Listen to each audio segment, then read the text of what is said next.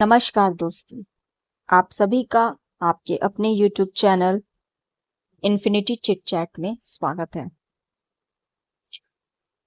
हम 1947 में आजाद हुए, लेकिन क्या सच में हर भारतीय आजाद था?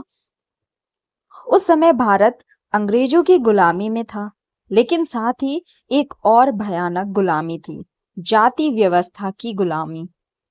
आज से करीब 200 साल पहले केरल के त्रावणकोर राज्य में निचली जाति की महिलाओं को अपने स्तनों को ढकने का अधिकार तक नहीं था।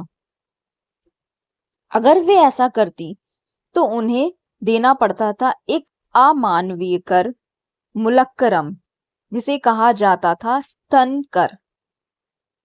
ये वो भारत था जहां आजादी से पहले सिर्फ ब्रिटिश ही नहीं बल्कि हमारा अपना समाज भी कई निर्दोषों की आजादी छीन रहा था।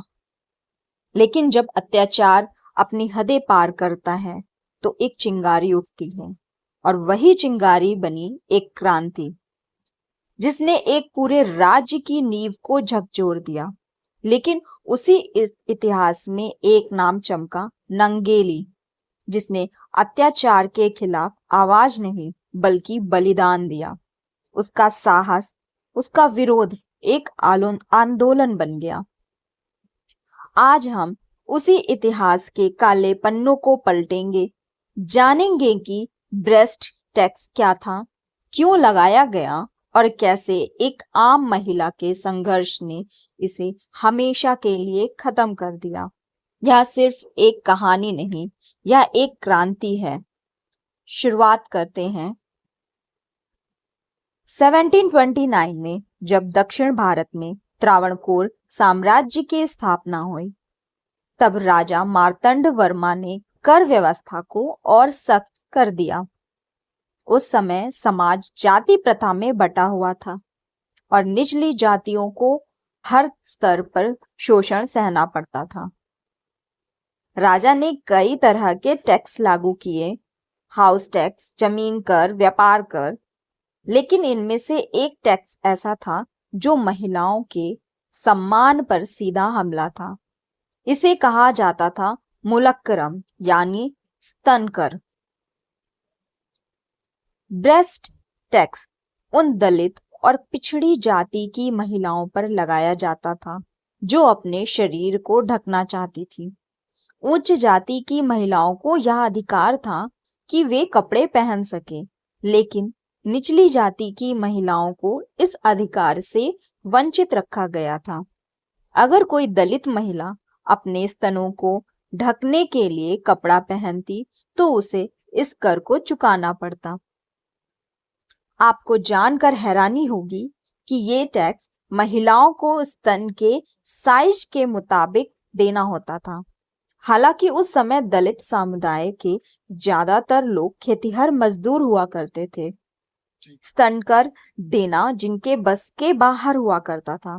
ऐसे में नायर और एडवा समुदाय की महिलाएं ही इस कर को देने की क्षमता रखती थीं। दरअसल इस टैक्स को लगाने के पीछे सोच ये थी कि उच्च जाति के पुरुषों के सामने महिलाओं को अपने स्तन नहीं ढकना चाहिए। यह कर न सिर्फ आर्थिक रूप से शोषण का तरीका था, बल्कि महिलाओं के आत्मसम्मान और उनके शरीर की स्वतंत्रता पर भी एक हमला था। बाद में जैसे जैसे जागरूकता का प्रसार हुआ, इसका विरोध शुरू हो गया। 1822 के बाद इस टैक्स को लेकर दलित महिलाओं ने आवाज उठानी शुरू कर दी थी। उन्होंने अलग अलग जगहों पर इसका विरोध किया था। इतिहास में यह दर्ज है कि 1822 से 23 और 1827 से 29 और 1858 से 59 तक अलग अलग इलाकों में विरोध चलता रहा। लेकिन हर अत्याचार के खिलाफ एक क्रांति जन्म लेती है। एक ऐसी ही वीर महिला थी नंगेली। नंगेली एक दलित परिवार से थी और उसने इस अमानवीय कर का विरोध करने की ठानी। जब कर वसूल ने वाले उसके घर आए और कर मांगा तो नंगेली ने एक ऐसा साहसिक कदम उठाया जिसे इतिहास हमेशा याद रखेगा। उसने टैक्स देने की जगह अपने ही स्तन काट दिए और कर वसूलने वालों के सामने रख दिए। अत्यधिक खून बहने से नंगेली की मृत्यु हो गई। यह देखकर वसूली करने वाला अधिकारी भी घबरा गया। इस आंदोलन का नाम थोटसिलाई पोट्टारम दिया गया था। अंग्रेजी में इसे अपर क्लॉथ रिवोल्ट भी कहा जाता है। नांगोली की इस कुर्बानी के बाद समाज में भारी विरोध हुआ। इस क्रूर कर के खिलाफ लोगों में रोष बढ़ा और अंततः त्रावणकोर के राजा को यह कर हटाने पर मजबूर होना पड़ा। नांगेली की शहादत ने दलितों को एकजुट कर दिया और उन्होंने इस अमानवीय प्रथा के खिलाफ आवाज उठानी शुरू कर दी। इस आंदोलन में कई ईसाई महिलाओं ने भी हिस्सा लिया और अंग्रेजों और मिशनरियों से मदद मांगी। अंततः अंग्रेजी शासन के दबाव में त्रावणकोर को यह क्रूर कानून रद्द करना पड़ा। यह घटना इतिहास में दर्ज हो गई और यह साबित हुआ कि अन्याय के खिलाफ एक आवाज भी बदलाव ला सकती है। एजवा, शनार, शनारस या नाडार जैसी जातियों की महिलाओं को अपनी छाती पूरी तरह से खुली रखनी होती थी। अगर कोई महिला इन नियमों का पालन नहीं करती थी तो उसे राज्य को जुर्माना देना पड़ता था। यह एक ऐसा समय था जब महिलाओं को अपनी पसंद से कपड़े पहनने का अधिकार नहीं था। उन्हें समाज द्वारा निर्धारित मानकों के अनुसार ही जीना पड़ता था। यह कुप्रथा लगभग 125 साल तक चलती रही।